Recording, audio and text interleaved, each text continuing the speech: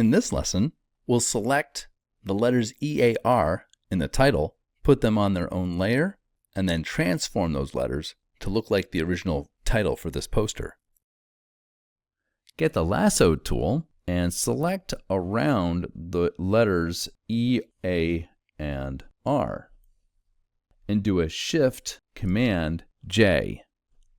Shift Command J takes the selection and puts it on its own layer. So now the P and the L are on one layer, and the EAR are on another layer. I'm going to rename the EAR layer EAR and the PL layer PL. On the EAR layer, let's do a Command T to transform.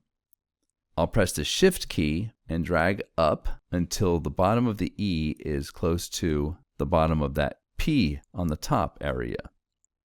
Now click on the Command button and we can move the corners individually to get the letters to do what we want.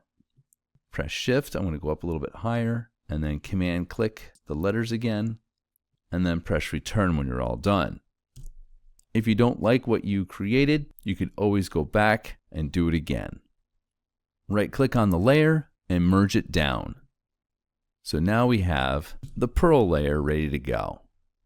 This lesson will continue in the next video.